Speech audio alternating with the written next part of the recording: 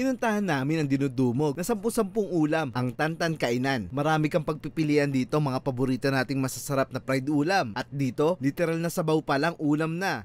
Libre lang po to. Ah, libre lang eh? Opo. Sabaw pa lang ulam na. Oo. Ay, iba kanin saka sabaw lang. Lalo yung mga batang walang pera.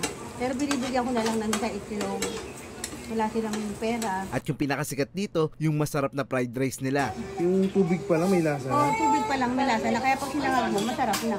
Sa halagang 5 piso lang, makakain ka na. Kaya dinudumog at dinadayo pa ng mga tao mula sa malalayong lugar. Dito? Oo, malalayo. Quezon City, Cavite. Galing pa ng Cavite? Meron, yung mag-iin na pamilya. Pero lahat ng Venezuela, People's Park, mga TMO, mga pulis, dito talaga kumakain. Alas 2 na madaling araw, nagbubukas na sila hanggang alas 10 ng umaga. Ang address, 39A, Llenado Subdivision, Barangay Karuhatan, Valenzuela City. At ang reyna dito, ang dating OFW at dakilang ina na si Nanay Zenny.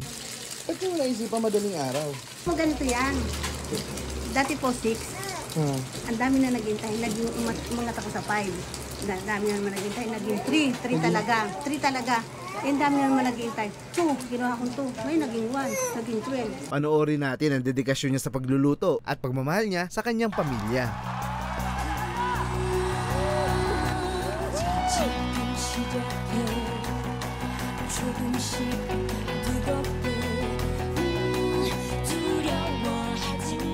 Matagal po ako doon, hindi po ako umuwi. Hanggang lumaki po sila. Anong bansa po? Saudi Arabia. Sa hospital po ako secretary.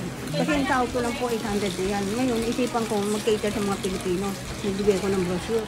Talaga? Cake, yung sariwa, yung siopaw, puto, bibingka, lahat yun yung ginagawa ko. Diskarte. Sabi ko, diskarte talaga. Pag may diskarte, meron ka, diba?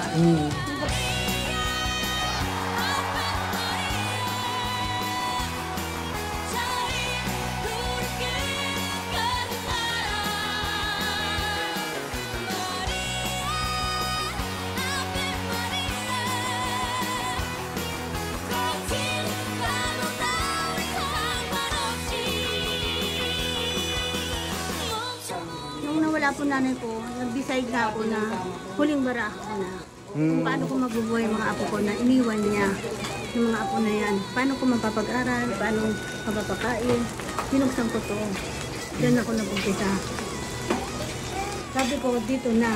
Hanggang tumanda ako, hanggang mamatay na yata ako mawala sa mundo. Ito, may edad ka na eh. Makakaalis ka pa ba? Hindi na. Kaya nung binuksan ko to, tuwan-tuwa sila. Anong ulo mo? Shanghai po, tas chicken nuggets. With sabaw na may hot sauce with vitamin C. With vitamin C, kompleto. Tapos nagyan ng garlic ulit. Yung fry na po to. Ano na hindi. Tapos mayroon po kami secret soy sauce. Secret soy sauce? Opo. Sa ano po to eh. Sa kangkong. Style doon po yun.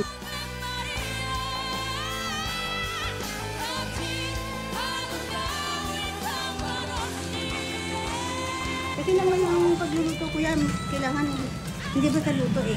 Yung pagmamahal din na inintindi mo siya. Kung hindi ba sana igisa mo, tapos na, diba? Kailangan meron kasamang pagmamahal mo.